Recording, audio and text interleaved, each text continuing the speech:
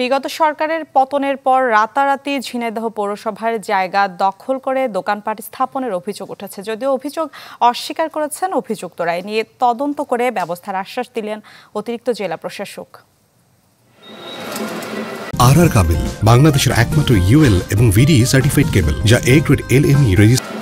ঝিনাইদহ পৌরসভার সামনে গড়ে উঠেছে দোকানপাট। 2019 সালে পৌর শিশু পার্ক ও মার্কেট উচ্ছেদ করে বহুতল শপিং মলের কাজ শুরু হয়। এর বছরখানেক পর বাংলাদেশ পরিবেশ আইনজীবী সমিতি বেলা আদালতে মামলা করলে বহুতল ভবন নির্মাণের কাজ বন্ধ হয়। গত 5 আগস্টের পর সেই জায়গায় আবারও অবৈধভাবে দোকানপাট স্থাপন করে প্রভাবশালী মহল।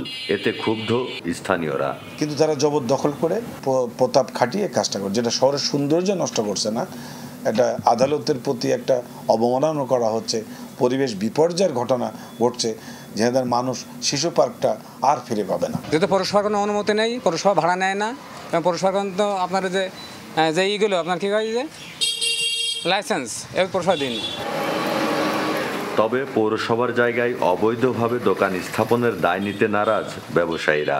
আমরা আমাদের দলিলের বাইরে নাই, সেটা হলো যে আমরা পৌরসভার থেকে একটা দলিল নিয়েছি, সেই দলিল মোতাবেকই আমরা আছি। আগে আমরা এখানে বসেছিলাম, পরবর্তীতে আর ভালোভাবে বসে অবস্থান করছি, ওই পেপারসের অংশীদার হিসেবে আমরা আছি। এনারা পুনরায় আবার এখানে দোকান করেছে, আমি ভাড়াট হিসেবে আছি, ভাড়া নিয়ে মাসে 18,000 টাকা ভাড়া।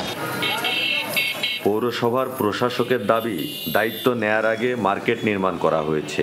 অবৈধভাবে স্থাপনা নির্মাণ হলে দ্রুত অপসারণের আশ্বাস দিলেন প্রশাসক। আমার দায়িত্ব গ্রহণের আগেই কে বা কাহারা রাতের আধারে সেখানে কিছু দোকানপাট নির্মাণ করে। এ বিষয়ে ঝিনাইদহ পৌরসভা থেকে কোনো অনুমতি দেওয়া হয়নি বা তাদেরকে কোনো প্রকার ব্যবসায়িক সুবিধাও প্রদান করা হয় না। এ বিষয়ে পৌরসভার সাথে কোনো আলোচনাই হয়নি।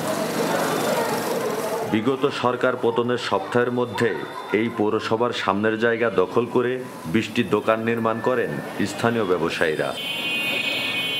সাদ্দাম হোসেন, চ্যানেল 24, ঝিনাইদহ।